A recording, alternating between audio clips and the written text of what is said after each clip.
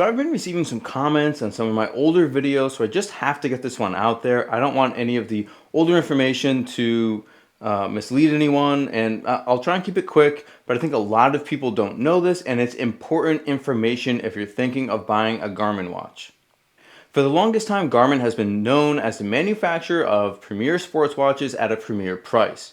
But that steeper investment meant you were getting not only high quality hardware, but also new software features over the years and long-term support and updates and bug fixes. And now what many people don't know is that Garmin has made a big change in how they're developing their watches, and as a result, some of their flagship watches are being left behind. So Garmin has traditionally had separate teams developing their major lines of watches. That means that there was a Phoenix development team, a Forerunner team, a Venue team. Well, you get the point. This is why the UI often looks different on different watches. The development cycles are different. The feature releases were differently timed. And this model was both confusing for customers and also inefficient for Garmin. So Garmin's solution was to choose one code base and unify the models to run off of it. So the Forerunner code base was chosen to move forward. This started with the launch of the Fenix 8.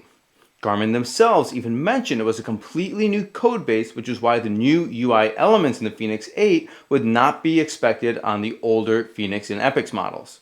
So what are the implications of that though? Well, they started doing larger quarterly updates of all the models instead of each team pushing out individual updates at random times. So let's take a look at some recent updates and see what's there. So here's the Q4 24 feature update that was sent out. There are 5 features listed here, and while the Forerunner 255 gets new strength coach plans and improvements to workout execution scores, the Fenix 7 Pro and Epix Gen 2 Pro don't get that. The 255 came out in June of 22 at an MSRP of $349. The Pro Series lineup came out almost a complete year later at the end of May of 23, MSRP $799 on the Fenix, $899 on the Epix Pro, for the starting price. These are flagship models no more than 8 months ago from when I'm making this video. The top of the line that you could get from Garmin before the Fenix 8 came out. So let's fast forward to the March 25 update. Again, you can see the strength workouts worked into Garmin Run and cycling coach plans, but only for the Forerunners in the new Fenix lineups. The Fenix Pros and older are left behind. The same goes for the security passcode feature. Now you can see the older Fenix and Epix are getting that workout execution score improvement from the previous quarter. So it looks like there's a smaller team, sometimes what's termed like a skeleton crew, is still trickling some updates out for these older models.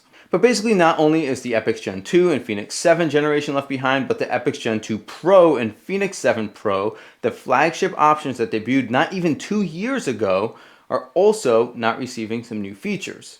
And the thing is that this will not change. The gap between feature updates will only widen. Now, as I pointed out, there have been a few features like the workout execution score improvements that have slowly made their way over to the Pro lineup, but you can be assured that the active development and software maintenance is focused on the new unified platform. And of course, that's where all the new watch models currently are and where the new watch models coming out will be. So having that be feature packed and running smoothly is in Garmin's best interest. Now, as a side note, all of a sudden the completely random and puzzling Fenix E model makes sense now. This watch was basically a re-release of the Epix Gen 2, and at the time it made absolutely no sense to me, but it's using the new code base, which is why you can see it is updated in line with the new Fenix 8 and Enduro 3, while the older counterparts, the Legacy Pro and Epix Gen 2 and Fenix 7, those are all left behind. Now, the only problem is that you can't find a Fenix E for the same price you could find an Epix Gen 2, even though for all intents and purposes, you're looking at the same exact hardware. Now, don't get me wrong here, I'm not bashing on Garmin as they kind of make a move to unify their development platform. It makes plenty of sense looking forward to simplify and unify that development process and development teams. It should lead to better feature development, hopefully a less buggy experience, and an overall better and improved experience for Garmin users of all the new models. The only shame of it is that with this change, it specifically leaves out the Epix Gen 2, the Fenix 7. Yeah, those are getting a little bit older, but Epix Gen 2 Pro, Fenix 7 Pro, those are all left out in the cold. The former flagships, Specifically those pros that were the best of the best not even a year ago are now not getting all the same features.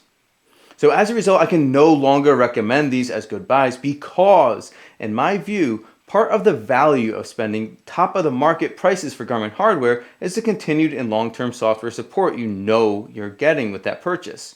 Now, if you own one of these watches, does that mean it's time to get an update? You need to get rid of it? Of course not. I've got my Epix Gen 2 right here. It's working fine as ever. It reads my heart rate. It tracks my distance. So if you do decide to get one of these on a large discount, just be sure you go into the purchase knowing that whatever level of software features and bugs are currently there may be there for a long time or maybe forever. And then if you still want the watch, by all means go ahead, but just be an informed consumer when you're making your purchasing decision. But I would say that if you're looking to invest your money into a top-of-the-line product that will receive years of support and future updates, which is the expectation that many Garmin users have when they make a purchase, then you need to cross these off your list. So do you agree with this view, or do you think that as long as the sensors are working as good as ever and the maps are still there and accurate, that you shouldn't expect any more than what you get at time of purchase? I mean, that is another viewpoint. And hey, it still reads my heart rate, it tells me the time, it does everything I expected it to do when it came out. And I mean, that's all fine and good, but I will say that many watches can do that, and whether they're lower tier Garmin's like a 255 or they're other brands, lots of watches do that, and I bet they all cost a lot less than the Epix Pro and Phoenix Pro does even today.